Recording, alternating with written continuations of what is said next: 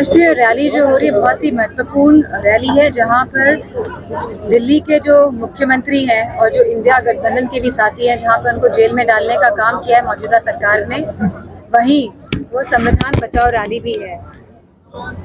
अंतिम संस्कार में कल मुख्तार अंसारी के अंतिम संस्कार में डीएम द्वारा मुक्ति देने से रोका गया था और कहा गया था कि धारा 144 लागू है।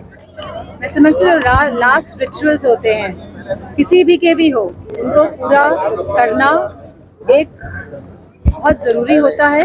और इस तरह की जो बात आप कह रहे हैं अगर करी गई है तो बहुत ही गलत बात करी गई है, क्योंकि अंतिम दर्शन जिसको भी देने हैं, हमारी संस्कृति हमारे धर्म में भी है कि राष्ट्र रिचुअल्स होने चाहिए और शांतिपूर्ण तरीके से होने चाहिए। मैडम, जो गठबंधन की रैली आज हो रही है उसको लेकर सुधांशु त्रिवेदी ने आरोप लगाया कि जो लोग रैली में शामिल हो रहे हैं वो सब पाखंड है, क्या कहेंगे? मैं समझती हूँ अगर आप जितने भी नेताओं को देख लें जो भाजपा में गए हैं, तो भाजपा तो एक वॉशिंग मशीन है, जहाँ जाकर सभी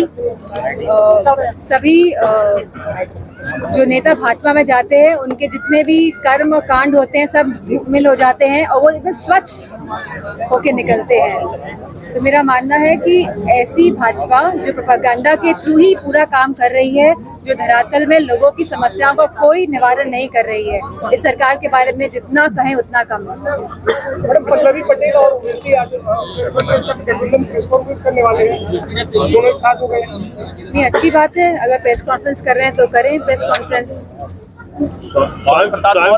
अलग से चुनाव लड़ने जा रहे हैं, 2 सीटों पर उन्होंने अपना प्रसाद मौर्य अलग से चुनाव लड़ने जा रहे हैं गठबंधन अपनी पार्टी। ये बहुत अच्छी बात है, क्योंकि भारत एक लोकतांत्रिक देश है और सभी को चुनाव लड़ने का, अपनी पार्टियों को लड़ाने का पूरा हक है, अधिकार है।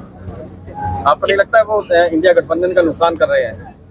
मैं नहीं समझती हूँ, क्योंकि लोग बहुत सचेत हो गए हैं और लोग पूरे पीडीए के साथ है। और मुझे खुशी है कि आज भी जो सभा में सब लोग आए हैं, समझ रहे हैं कि हालात कितने नाजुक हैं पूरे प्रदेश में। केजरीवाल के द्वारा जो किया जा रहा है उसको आप कैसे देखते हैं? केजरीवाल के साथ जो गिरफ्तारी वगैरह की जा रही है ईडी के द्वारा, ये पूरे, अगर आप भारत के इतिहास में देख लेंगे, जब से देश को आज़ादी मिली है तब से इस तरह की घटना कभी नहीं हुई है। इमरजेंसी का माहौल था, इमरजेंसी लगी थी, लेकिन यह तो इमरजेंसी ऐसी इमरजेंसी है जो इमरजेंसी की तरह ही इस तरह का माहौल है आज भी देश में, जहां केजरीवाल जैसे मुख्यमंत्रियों को जेल में डाला जा रहा है, जहां 140 सांसद एक साथ सस्पेंड कर देते हैं।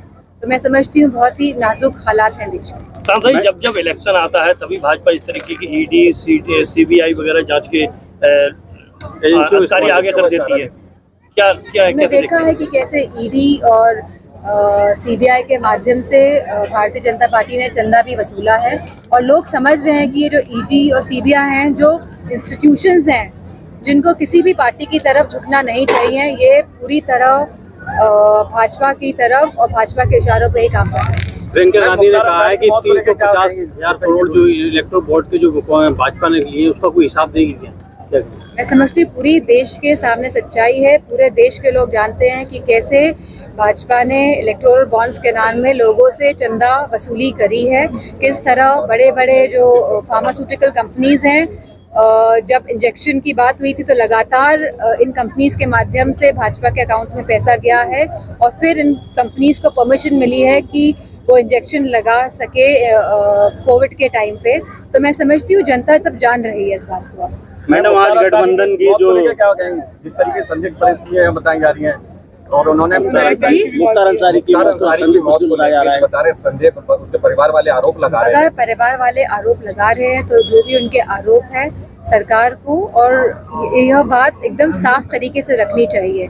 जो लोग संचिता की बात करते हैं, प्रारब्ध की बात करते हैं, तो यह भी जान ले कि जहाँ एक तरफ दृश्यत कर्मफल है, वहीं अदृश्यत कर्मफल भी है। वो लोग जानते हैं सच्चाई क्या है, और सच्चाई वो लोग जानते हैं, चाहे जितना भी छुपा ले, सच्चाई से वो पूरी तरह वाकिफ तरह से देखते हैं। क्योंकि जिलाधिकारी, जिला प्रशासन वहां उस भीड़ को आने से रोक रहा था, और के बाद अंतिम संस्कार में इस तरह की मैं समझती हूँ कि अब अंतिम संस्कार में किसी भी तरह की रुकावट नहीं पैदा करनी चाहिए थी प्रशासन की तरफ से। प्रशासन को वहाँ पे सुनिश्चित करना चाहिए था कि सब लोग शांतिपूर्वक ढंग से अंतिम संस्कार में शामिल हों। आखिरी सवाल पीडीए को लेकर मैडम, एक पीडीए लगातार जो आज इस तरह से गठबंधन की महारैली दिल्ली में देखने को मिली है, क्या संदेश था कि केजरीवाल के खिलाफ उसका रोष दिखाने के लिए था, या आगामी चुनाव के लिए ये रणनीति तैयार की जा रही थी, अपना दमखम दिखाने के लिए प्रयास किया गया है? मैं समझती हूँ कि ये संविधान बचाओ रैली थी, और जहाँ भाजपा के लोग कह रहे हैं कि दोबारा आने पे हम संविधान को बदल देंगे, और जहाँ मुख्य जो नेता है उनको जेल में डालने का काम कर रही है मौजूदा सरकार, तो मैं समझती हूँ दोनों के विरोध में ये रैली थी। भाजपा के लोग कह रहे हैं कि थैंक यू।